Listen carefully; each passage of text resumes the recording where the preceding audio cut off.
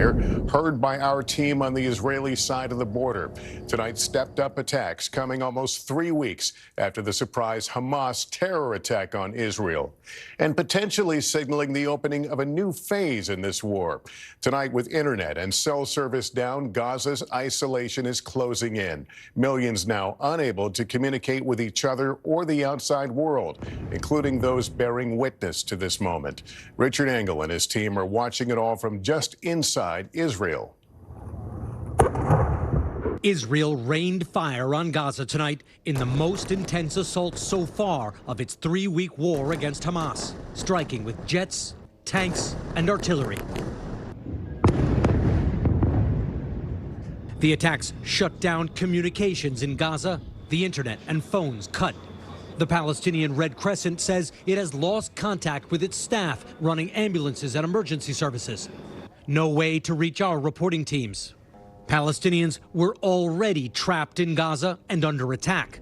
Now they're cut off from the world and each other. Tonight, an Israeli military spokesman says ground forces are expanding their activity. And this from a top aide to Israel's prime minister.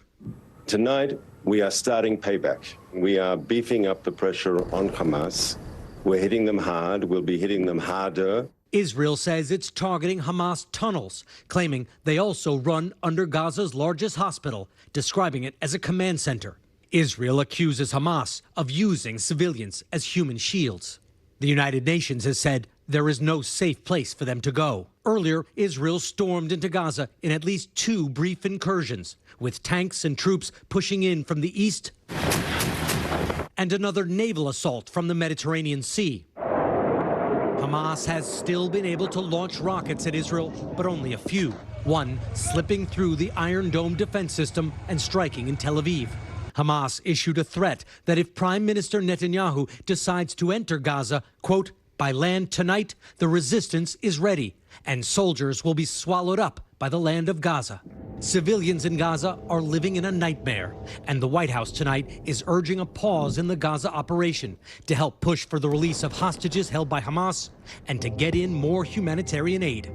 And Richard, as we look at the blackness over your shoulder of where Gaza lies, I keep thinking about the hostages, the Israelis, some foreigners, including Americans. Is there any progress in negotiations? Well, we know that Israel and Hamas had been talking through mediators, and an Israeli official said that this intensified campaign is in part designed to pressure Hamas to free the hostages. But the negotiators themselves say what's needed is a ceasefire. Lester. Richard Engel tonight. Thank you.